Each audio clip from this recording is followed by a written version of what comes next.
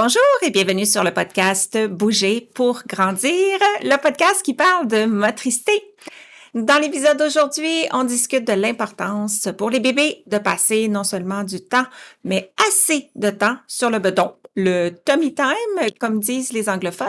Et bien évidemment, on parle du temps d'éveil, du temps de jeu. Donc, on va parler des bénéfices, on va émettre des hypothèses, pourquoi certains enfants n'aiment pas ça, et on se donne des idées sur ce qu'on peut faire dans ces situations-là. Donc, sans plus tarder, débutons ce sujet non seulement intéressant, mais vraiment important. Bonne écoute!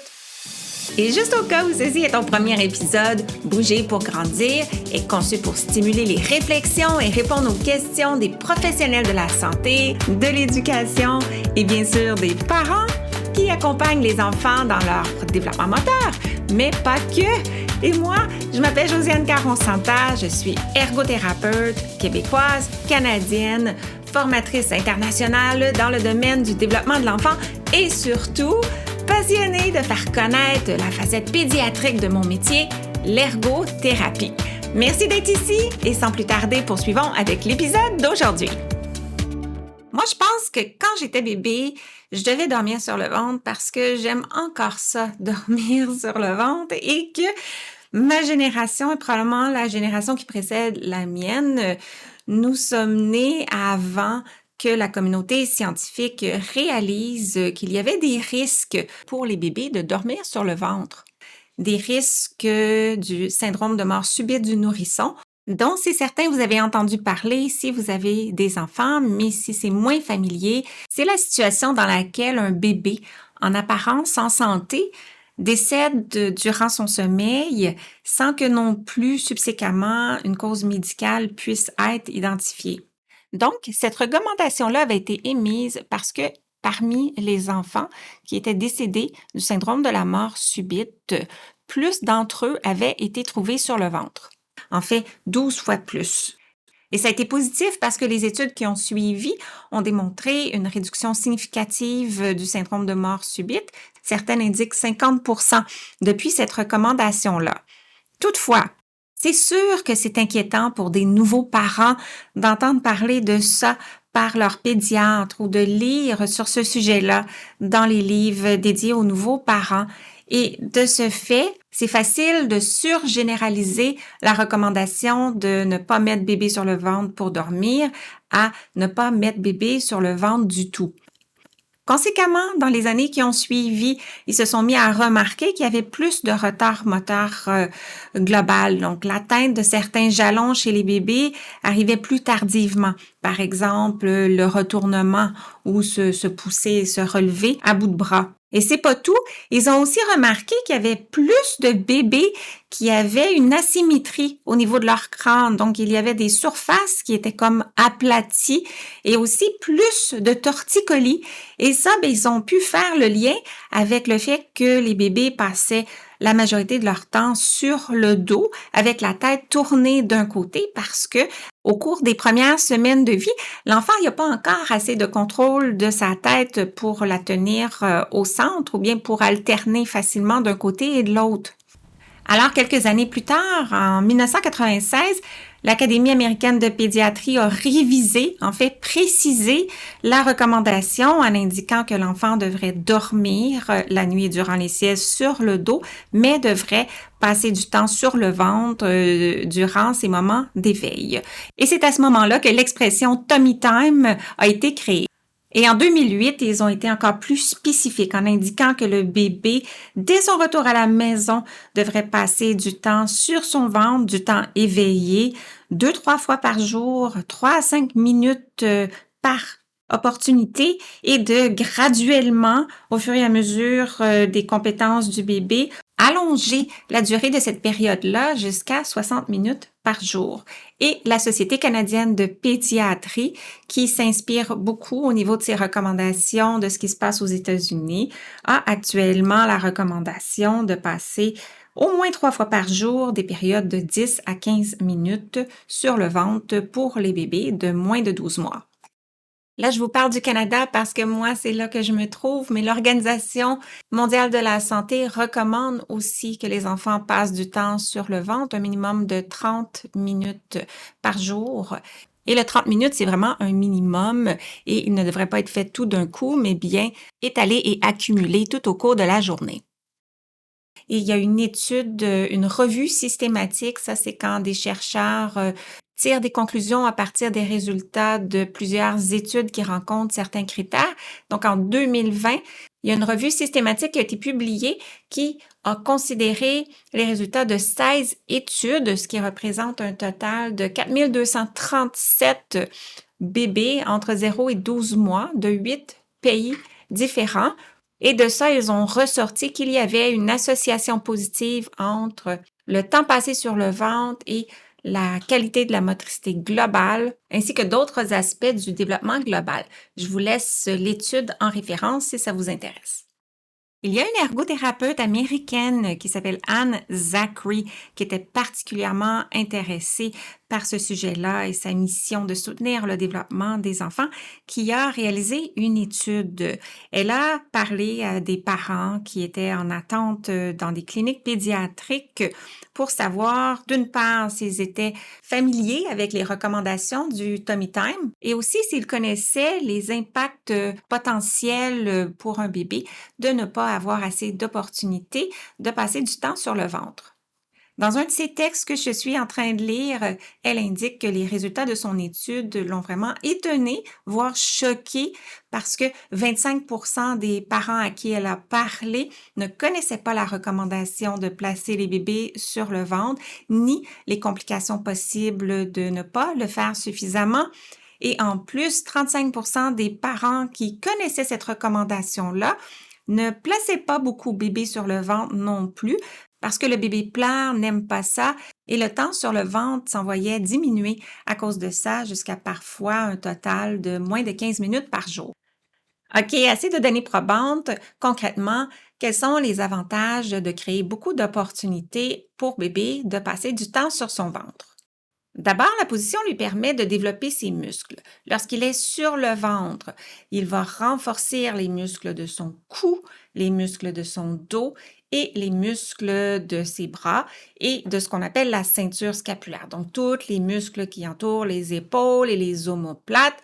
Et ça, ça va lui donner la musculature dont il va avoir besoin pour se retourner, pour ramper, pour se relever en position assise, s'élever sur ses bras pour marcher à quatre pattes et éventuellement créer la stabilité qui va soutenir sa future motricité fine. Et pourquoi être sur le ventre promouvoit si bien tout ce développement-là? Parce que dans cette position-là, si je soulève pas ma tête, si je pousse pas de plus en plus sur mes bras pour voir quelque chose, c'est pas fondamentalement intéressant d'être sur le ventre. Alors, j'ai une motivation intrinsèque pour m'élever contre la gravité. Et en plus, comme on abordera plus en détail dans un futur épisode, le bébé naît avec un petit programme interne de mouvement automatique. Ce sont des réflexes primitifs qui vont l'aider à faire tout ça. Et un réflexe primitif, c'est une réaction motrice qui est automatique en réaction à un stimulus sensoriel. Et certains de ces réflexes-là, le stimulus, c'est d'être allongé à l'horizontale sur le ventre en contact avec le sol. Alors, placer bébé sur le ventre lui permet d'utiliser ses réflexes pour progresser dans le développement de sa posture et de sa coordination. La position sur le ventre lui permet aussi de développer son système sensoriel, de connecter ses différents sens, ceux qui contribuent notamment à la perception de son corps, donc son système tactile. Alors, il a tout le contact du sol avec son ventre. Il a aussi le contact de ses bras et de ses mains avec différentes textures. Le système proprioceptif qui, lui, envoie de l'information sur la position des parties du corps dans l'espace et les unes par rapport aux autres, quand les muscles sont contractés, quand les articulations sont sollicitées. Et le système vestibulaire qui, lui, mesure la position de la tête en fonction de la gravité. Un système très important pour le contrôle de sa future posture debout et de son équilibre. Le système visuel aussi en bénéficie Parce que lorsqu'il est sur le ventre, la tête va faire des petits mouvements pour essayer de s'élever de plus en plus haut. Et ça, ben, ça change la perspective visuelle. L'enfant peut maintenant regarder des objets qui sont loin de lui, alterner avec ses mains ou des objets près de lui. Alors, il développe la coordination de ses deux yeux et aussi la capacité d'accommoder sa vision lorsqu'il alterne son regard entre des cibles qui sont loin et près de lui. Maintenant, c'est pas parce qu'on connaît cette information-là que c'est automatiquement facile de la mettre en action. Parce que oui, il y a des bébés qui sont pas bien sur le ventre. Il y a des bébés qu'aussitôt qu'on essaie de les installer dans cette position-là, ils vont pleurer. Il y en a qui vont pleurer fort. Et comme parents, comme adultes, c'est sûr qu'on n'est pas insensible à ça. Si on perçoit que le bébé paraît en détresse, bien, c'est sûr qu'on veut l'aider. Et notre réaction première, c'est de le retourner, de le reprendre dans nos bras. Et ça, bien, c'est tout à fait logique, intuitif et compréhensible. Alors, on fait quoi? Bien, dès qu'on remarque des signes d'inconfort, quand il commence à chigner, ben, c'est là que si on n'était pas déjà au sol devant lui, ben, on y va, on se place au niveau de son regard, on lui sourit, on fait des petits sons, on l'encourage, on attire son attention. Finalement, on le distrait et ce qu'on veut, c'est lui permettre de passer quelques moments supplémentaires parce que chaque minute, chaque seconde compte dans son développement et ça va l'aider graduellement à monter son endurance. Et si les pleurs s'intensifient, on l'aide, mais on prend conscience de notre réaction lorsqu'il pleure et qu'on le reprend. On reste calme, souriant, sécurisant. Notre communication verbale et non verbale devrait lui communiquer que l'on comprend, qu'il a travaillé fort, qu'il a atteint sa limite, qu'il a besoin d'une pause, plutôt que de valider à son système nerveux que la position sur le ventre, c'est pas une position sécuritaire, qu'il faut appeler à l'aide et être sauvé par l'adulte. Donc ça, c'est la première étape. Ensuite, on peut essayer d'y mettre quelques hypothèses derrière l'inconfort de bébé sur le ventre parce que son corps est programmé pour pouvoir être bien et se développer dans cette position-là. Donc, si on est très, très tôt après la naissance, parfois c'est simplement un petit inconfort en lien avec son cordon ombilical qui est en train de guérir. Parfois, c'est au niveau digestif. Le bébé a des coliques, le bébé peut avoir des reflux.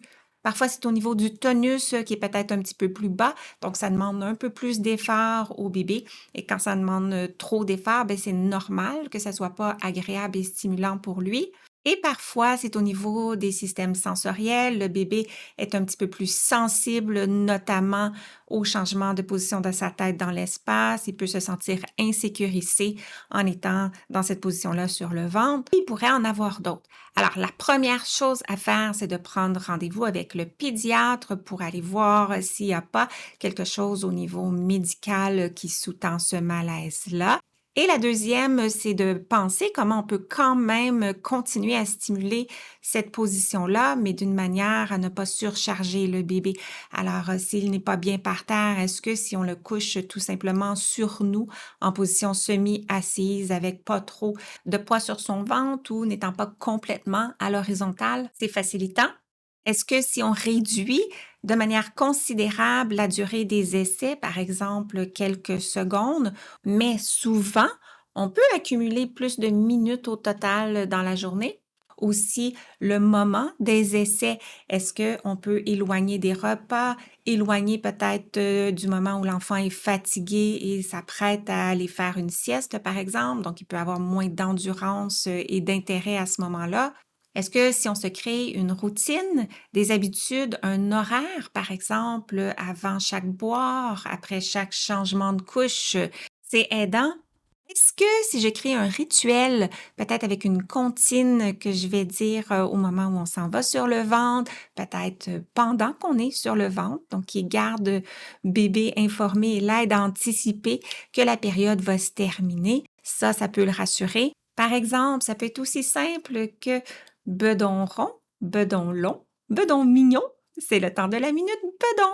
Et là, ben, on fait des petits cercles sur son ventre quand on dit bedon rond, on flatte de haut en bas quand on dit bedon long et on peut lui donner des petits bisous sur le ventre quand on dit bedon mignon.